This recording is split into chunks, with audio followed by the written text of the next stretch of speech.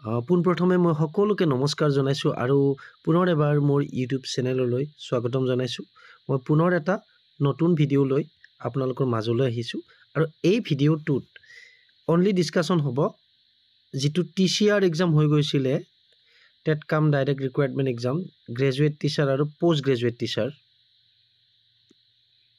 All Assam ভিত্তিত হোৱাটোৰ কথা আমি ক'ম। BTRত অলৰেডি এটা ভিডিঅ' আপলোড দিছিলোঁ। BTRৰ ভেৰিফিকেশ্যন প্ৰচেছ হৈ গৈছে, জাষ্ট ৰিজাল্ট ওলোৱাৰ কামটোহে বাকী আছে, মানে মেৰিট লিষ্ট। আৰু ইয়াতে হয়তো 1:1তে আহিব লাগে, কিন্তু তাতো যদি আকৌ ডকুমেণ্টছবিলাক চেক কৰে তেতিয়াহ'লে কিছুমান ৱেইটিঙত থকাও পাই যাব পাৰে, যদি ফেক ডকুমেণ্টছ ওলায় পিছলৈ হ'ব পাৰে তেনেকুৱা প্ৰচেছটো। বাৰু যা হওক, BTRৰ কথা বাদ দিওঁ। এতিয়া আজি আমাৰ মাননীয় CM ছাৰ, আমাৰ মামা হিমন্ত বিশ্ব ডাঙৰীয়া, তেখেত ফেচবুক লাইভত আহিছিল আৰু তেখেতে লাইভৰ জৰিয়তে জনাইছে যে গ্ৰেজুৱেট টিচাৰ আৰু পষ্ট গ্ৰেজুৱেট টিচাৰৰ যিটো এক্সাম হৈ গ'ল, ইয়াৰ ৰিজাল্ট যদিও আগতে বহু বা বাতৰি ওলাই আছিল যে মে' মাহত দিব বুলি, কিন্তু জুনৰ 5 তাৰিখে এনাউন্স কৰাৰ কথা ক'লে। এতিয়া লক্ষণীয় বিষয় হ'ব যে জুনৰ 5 তাৰিখে এনাউন্স যে কৰিব, সেইটো হয়তো 1:2 হিচাপতে হ'ব পাৰে। কাৰণ যিহেতু BTRত মই যদিও কৈছিলোঁ BTRৰ কথা বাদ দিলোঁ বুলি, তথাপি BTRৰ কথাটো মাজত টানি আনিব লগা হ'ল আকৌ এবাৰ। BTRত যিহেতু অল কেণ্ডিডেটক মাতিছে ভেৰিফিকেশ্যনত, ইয়াতে কিন্তু হয়তো তেনেকুৱা নহ'ব পাৰে, কাৰণ কেণ্ডিডেট বহুত আছে অল আছাম ভিত্তিত যিহেতু পৰীক্ষাটো হৈছে।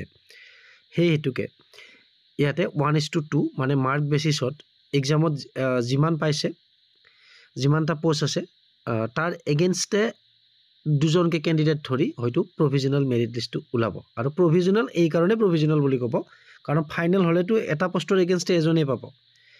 গতিকে এইটো এটা লক্ষণীয় বিষয় হ'ব কেনেকুৱা ধৰণৰ প্ৰচেছ হয়। কিন্তু মোৰ ব্যক্তিগত মতামত, আৰু হয়তো আপোনালোকৰ লগত মিলিছে, এইটো 1:2 হ'ব। আৰু কাট অফৰ কথা ইয়াতে আহি পৰে। 1:2 হ'লে কিন্তু কাট অফ কমিবই, কাৰণ দুগুণ মানুহ সোমাই যাব ইয়াত, কাট অফ কমি যাব। এতিয়া কাট অফ কমিলেও আনন্দ কৰিবলগীয়া কথা নহয়, কাৰণ কিয়, প্ৰথম প্ৰভিজনেল মেৰিট লিষ্টত আহিলে যে আনন্দ কৰিম তেনেকুৱা কথা নহয়। নামটো আহিলে নিশ্চয় ভাল লাগে, কিন্তু সেইটো এটা টেম্পৰাৰী কাট অফ হ'ব। কাৰণ 1:2 যেতিয়া আপোনালোকৰ প্ৰভিজনেল মেৰিট লিষ্টত সোমাব, ধৰক 55লৈকে নামি যাব পাৰে, অসমীয়াৰ যিহেতু পষ্ট বেছি আছে। আৰু কিছুমান ছাবজেক্টত ধৰক কেমেষ্ট্ৰি হওক বা ফিজিক্স হওক, মেথমেটিক্স হওক, হাই যাব। হাই গ'লেও একুৰেট যিজনে পাব তাতকৈ কম হ'ব, 1:2 অকণমান হ'লেও কমিব। কিন্তু এতিয়া যেতিয়া ভেৰিফিকেশ্যনত আপোনালোকে এটেণ্ড কৰিব, তেতিয়া কিন্তু এটা কথা গম পাব আপোনালোকে যে ইয়াৰে যদি ফেক কেণ্ডিডেট কোনোবা আছে, আপোনাতকৈ ভাল নম্বৰ পোৱা, সেইজন অট'মেটিকেলি কেঞ্চেল হ'ব লাগে। অট'মেটিকেলি বুলি মই কিয় কৈছোঁ, আপোনালোকৰ ফালৰ পৰা মানে কোনো হেম্পাৰ নিদিয়াকৈ, কোনো ৰিপৰ্ট নকৰাকৈ হ'ব লাগে, এজ পাৰ এডভাৰটাইজমেণ্ট। কাৰণ এইটো ব্যৱস্থা আচলতে তেখেতসকলে ল'ব লাগে। আপোনালোকে প্ৰাৰ্থীহে পৰীক্ষাৰ, আপোনালোকে পৰীক্ষা দিছে, ৰুল মতে হ'ব লাগে। ৰুল এণ্ড ৰেগুলেশ্যন মেইনটেইন কৰা দায়িত্ব বিভাগীয় কৰ্তৃপক্ষৰ। গতিকে তেখেতসকলে এজ পাৰ এডভাৰটাইজমেণ্ট চাব লাগিব যে কোনবিলাক কেণ্ডিডেট ফেক আছে, কোনবিলাক জেনুইন আছে। আৰু এপিয়াৰিঙৰ কথা কিছুমানে কৈ আছে, এপিয়াৰিংটো হয়, এইটো ফেকেই হ'ব।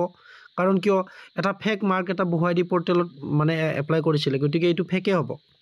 ঠিক তেনেকুৱা ধৰণৰ এপিয়াৰিং বুলি কওঁতে BEd আৰু মাষ্টাৰ ডিগ্ৰী দুয়োটা কথা আহি পৰিব ইয়াত। গতিকে জেনুইন হওক, সেইটোৱে কামনা কৰিছোঁ। আৰু গ্ৰেজুৱেট টিচাৰৰ ক্ষেত্ৰতো সেই একেই হ'ব, তেনেকুৱাই হ'ব। যদি 1:2 হয়, প্ৰথম অৱস্থাত অলপ কাট অফ কমিব, কিন্তু ফাইনেলখনত কাট অফটো বাঢ়িব। আৰু লগতে এতিয়া ডিষ্ট্ৰিক্ট ৱাইজত হ'ব নে এঠাইতে হ'ব, সেইটো এটা লক্ষণীয় বিষয় হ'ব। আৰু হয়তো যিহেতু কেণ্ডিডেট বেছি আছে, নিজৰ নিজৰ ডিষ্ট্ৰিক্টত হ'ব পাৰে ভেৰিফিকেশ্যন প্ৰচেছটো। যা হওক, 5 জুনত বেছিভাগৰে মেক্সিমামে চিলেক্ট হওক, গ্ৰেজুৱেট হওক, পষ্ট গ্ৰেজুৱেট টিচাৰ, যিকোনো ছাবজেক্টৰ। আৰু ভিডিঅ'টো এইকাৰণে বনালোঁ যে এই জাৰ্ণিটোত মই লগত আছিলোঁ আপোনালোকৰ সৈতে, কাৰণ পষ্ট গ্ৰেজুৱেট টিচাৰৰ ক্ষেত্ৰত, বিশেষকৈ GT আৰু PGTৰ ক্ষেত্ৰত পেডাগজিৰ বহু ভিডিঅ' আৰু লগতে জেনেৰেল ষ্টাডিজৰ মানে যিখিনি আমাৰ অসম বুৰঞ্জী আৰু আন বিষয় আছিলে বহুকেইটা ভিডিঅ' আপলোড দিছোঁ আপোনালোকৰ পৰা সঁহাৰি পাইছোঁ গতিকে এই জাৰ্ণিটোত যিহেতু আছোঁৱেই গতিকে আধাতে আৰু বাদ নিদিওঁ দুই এটা ভিডিঅ' এনেকুৱা ডিছকাশ্যনৰ কাৰণে দি থাকিম আপোনালোকে ব'ৰ হ'ব নালাগে আমনি পাব নালাগে আৰু শুভেচ্ছা সদায় আছে যিসকলে ধুনীয়াকৈ পৰীক্ষাটো দিছে গতিকে যোগ্যজনে পাবই লাগে আৰু হয় কথাটো হয় কাৰণ ইয়াতে বহুতকেইটা কথা আহি পৰে এজৰ কথা আহি পৰে আমি যে কৈ আছোঁ এই কিছুমান ফেক কেণ্ডিডেট আছে বুলি এপিয়াৰিং হওক বা যিকোনো ভুৱাকৈ বি এড ডিগ্ৰীধাৰী গতিকে তেখেতসকলৰ কথা এইকাৰণে কৈছোঁ যে কিছুমান জেনুইন কেণ্ডিডেট আছে তেখেতসকলৰ বয়স 1 বছৰ বা 2 বছৰ আছে হয়তো এই বছৰে ফাইনেল ইয়াৰ তেখেতসকলৰ চাকৰি আৰু চাকৰি কাল নাই তেখেতসকলৰ চাকৰি এপ্লাই কৰা বয়সৰ সময়সীমা পাৰ হৈ গৈছে ধৰক গতিকে তেখেতসকলে পাব লাগে মেৰিটৰ ভিত্তিতে পাব লাগে বয়সৰ ভিত্তিত বুলি কোৱা নাই কিন্তু ধৰক তেখেতসকলে ধৰক কিবা এটা পাৰ্চেণ্ট পাইছে 2-3 নম্বৰ বেছি পাই কোনোবা যদি ফেক কেণ্ডিডেট এজন সোমাই যায় এইটো একেবাৰে গ্ৰহণযোগ্য নহয় আৰু কাট অফৰ ভিডিঅ' বহুতেই দিছে বহু চেনেলত দিছে গতিকে তেনেকুৱা আমি আৰু আলোচনা নকৰোঁ কাট অফ কিন্তু গ্ৰেজুৱেট টিচাৰৰ কাট অফ হয়তো অলপ কমিব পাৰে কাৰণ ইয়াতে অভাৰলেপিঙৰ কথা আহি পৰিব আৰু তাৰোপৰি পোষ্ট গ্ৰেজুৱেটৰ ক্ষেত্ৰত কিছুমান ছাবজেক্টতো হাই হ'ব সেইটো আৰু কৈ থাকিবলগীয়া কথা নহয় অসমীয়াৰ হয়তো কমিব 491 এপ্ৰক্সিমেটলি পোষ্ট আছে গতিকে দেখা যাক আৰু ইয়াৰ পিছত ধৰক যদি CM ছাৰ লাইভত আহে মুখ্যমন্ত্ৰী মহোদয়